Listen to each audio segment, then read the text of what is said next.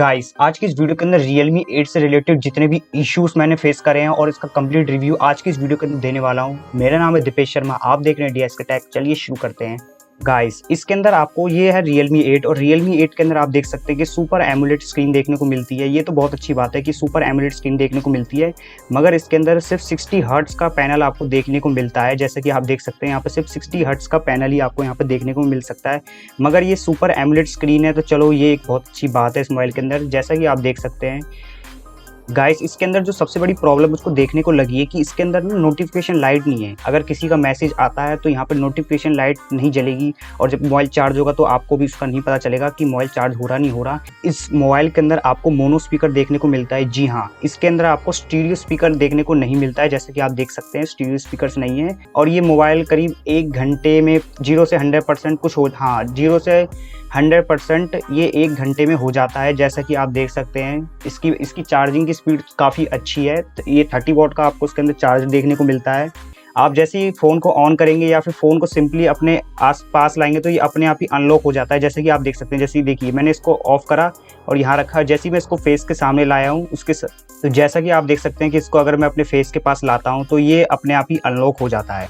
1 day battery backup देता है, मतलब कि 1 दिन तक इसकी बैटरी चल जाती है। कोई बड़ी इशू नहीं है। मगर आप इसके अंदर अगर इंटरनेट और हॉटस्पॉट थोड़ा बंद करके रखेंगे तो इसके अंदर आपको थोड़ा और अच्छा बैटरी बैकअप देखने को मिल जाएगा, फिर आपको कोई ज़्यादा बड़ा इशू देखने को नहीं मिलेगा। परफॉर्मेंस, अब हम बात कर लेते हैं परफॉर्मेंस तो इसके अंदर बहुत ही ज़्यादा अच्छी है। अब हम इसके एकदम लास्ट सबसे ज़्यादा बेकार जो इसके अंदर इशू मेरे को देखने को मिला है वो आपको बता देता हूँ मैं।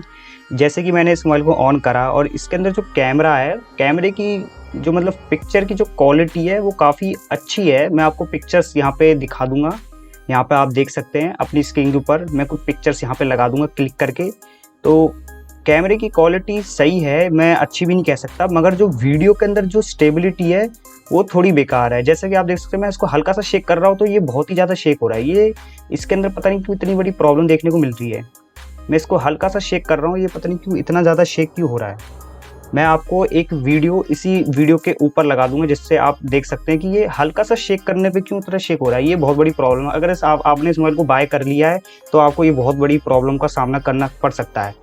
अब जो इसकी जो नेक्स्ट इशू है ना, अगर आप एक स्टूडेंट है और अगर आप स्टूडेंट या फिर कोई भी आप हैं जो PDF बनाता है, मतलब जैसे कैम स्कैनर का इस्तेमाल करके या फिर कोई भी तमाम जितने भी आप देख रहे हैं यहाँ पर, ये V फ्लैट में थोड़ा कम इशू है, पर अगर आप इसका इस्तेमाल करके फ़ोटो क्लिक कर रहे हैं, PDF बना रहे हैं तो आपको ना थोड़ा ब्लरी से दिख सकता है आपको अपनी स्क्रीन के ऊपर, पता नहीं क्यों। देखिए मैं आपको एक बार दिखा देता हूँ।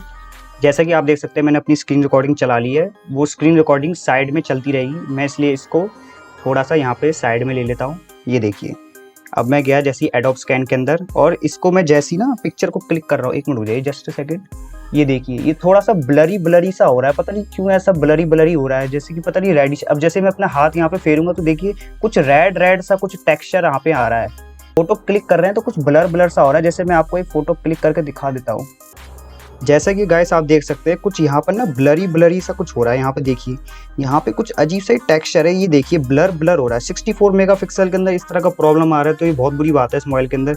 मेरे पुराने मोबाइल में सिर्फ 12 मेगापिक्सल का कैमरा था और उसके अंदर इतना बड़ा कोई इशू नहीं था। इसके अंदर तो बहुत बड़ा इशू आ रहा है। ये देखिए मैं फाइनली आपको बता देता हूँ कि इस मोबाइल के अंदर जो कैमरे का प्रॉब्लम बहुत बड़ा है। परफॉर्मेंस अच्छी है, G95 का इसमें प्रोसेसर है, बहुत अच्छा प्रोसेसर है, बहुत अच्छी स्क्रीन है, फास्ट चार्जिंग भी हो जाता है, कोई ऐसा इशू नहीं है, स्लिम है, पकड़ने में काफ़ी अच्छा है, लाइट वेट है और काफ़ी अच्छा लुक है। ग्लास जैसा टेक्सचर है इसके अंदर। अगर आप इसको ऐसे पकड़ेंगे तो ऐसा लगेगा कि बहुत ही ज़्यादा महंगा मोबाइल है। काफ़ी अच्छा इसका लुक है बैक से और काफ़ी अच्छा इसका वो भी है, फेस लॉक भी काफ़ी अच्छा है कि बस आप बटन भी नहीं दबाना, सिर्फ आपको अपने फेस के पास लाना है और ये अनलॉक हो जाता है। कोई इतना बड़ा इसके अंदर वो प्रॉब्लम नहीं है।